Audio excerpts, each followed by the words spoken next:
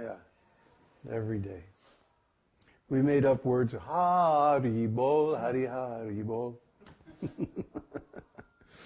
But anyway, there's all kinds of nonsense in the city, and it's just a very good idea to be out.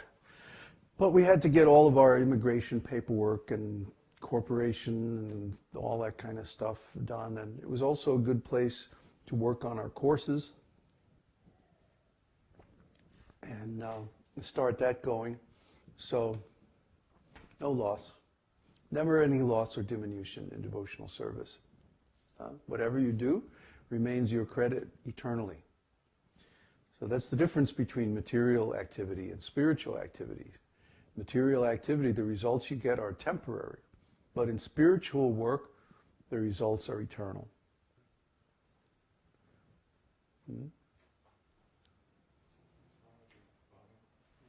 What's happening? No volume on channel 1. Channel 1 is this. So you take the attenuation off.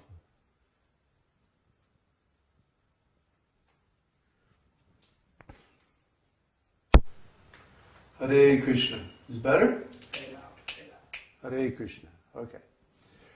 So, I don't know what I'm going to talk about today. Let's talk about our community.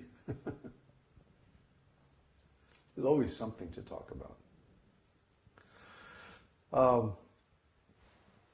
We want to make a bridge between the pretty much planet-wide materialistic society based on corporatism, means corporate ownership of all the resources.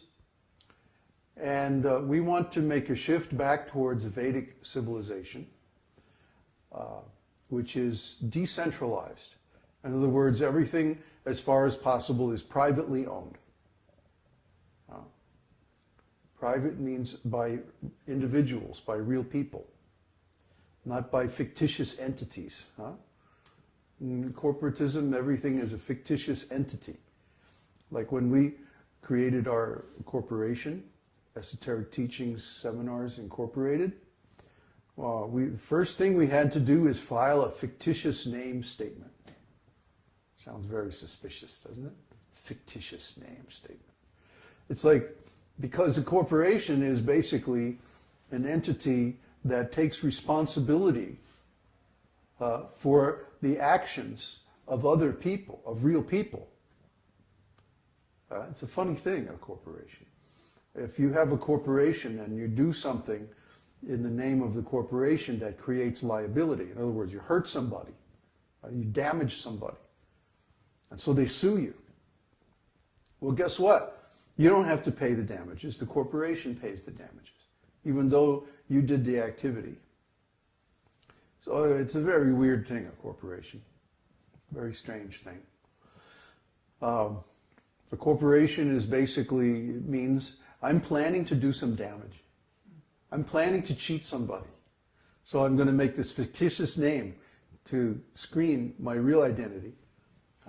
And then any damage that I do in the name of this fictitious entity gets blamed on the corporation, not on me. Hey, isn't that great? Oh boy, here we go. British East India Company and so many more. So this is how the ripoff works, see?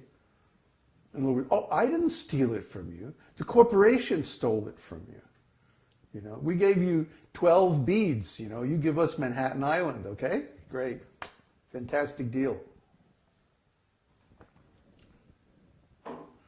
So in this way, the wealth is transferred from the people outside the corporate system to the people inside the corporate system.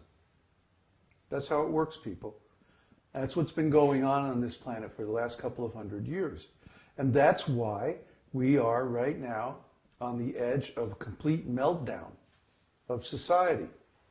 Because anything that matters, anything that's worth anything, any wealth, any power, any resources, has all been transferred into the name of some corporation. It's not owned by the people anymore. There's a few things still owned by governments. Governments were the previous stage of corporatism. But then private corporations got started. Oh boy. That's the latest wave, last 150 years or so. Private corporations. And private corporations have been busily engaged in ripping people off. Why do you pay rent? Because some corporation owns the house that you live in. Well, why do you pay taxes? Because some corporation has claim to the land that you're staying on. Or the things that you buy in the store. Either a state corporation or a county corporation or a town corporation or some corporation has a claim. And if you don't pay your taxes, guess what? They can possess your land, your property, your house, your car, whatever, your children, who knows. Why? Because the basis of corporate law is national law. And in nationalism, the assumption is that everything ultimately belongs to the state. Guess what a state is? It's another fictitious entity. It's another, just a paper tiger. It doesn't really exist.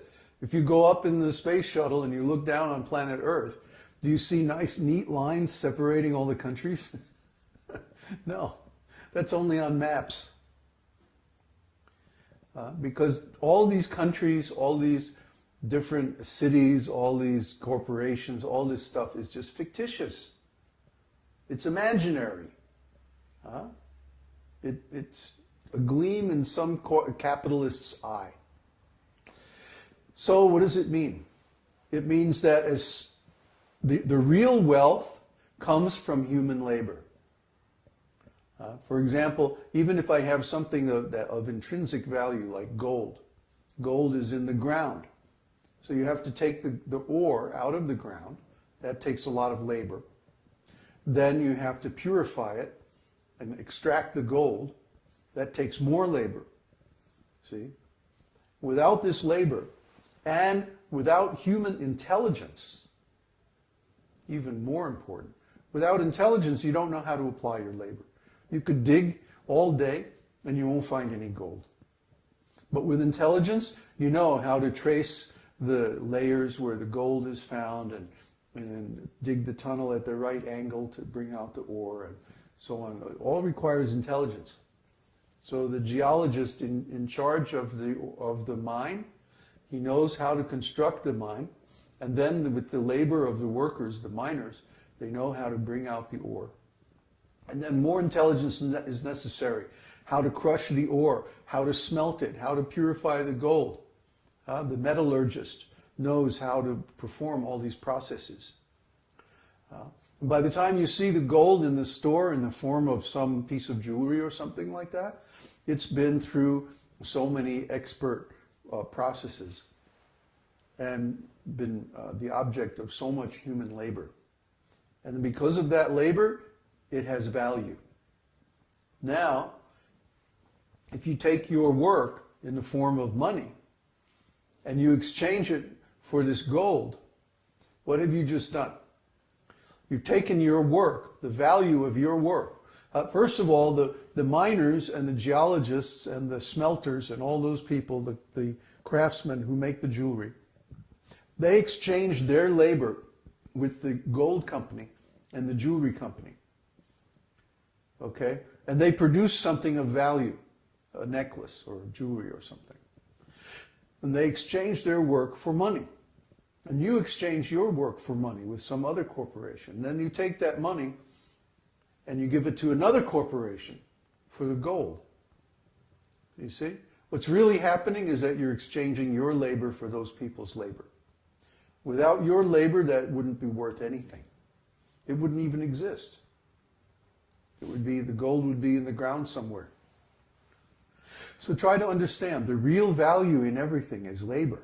Now, if you take the value of someone's labor away from them and put it in another place, this is what's called an economic system. Take any of the economic systems that are in use in the world today. Capitalism, communism, socialism, corporatism, any of these systems of economics, they all do the same thing. They take the value of a person's labor away from them and they store it someplace else in a fictitious entity called a state or a commune or a corporate structure of some kind. Okay? And then the people who control the fictitious entity control the results of your labor. They control the value. Right? And what are we left with? Nothing. So we have to buy a house from a corporation. We have to buy land or rent land from a corporation. We have to buy a car from a corporation. We have to buy our food and our clothes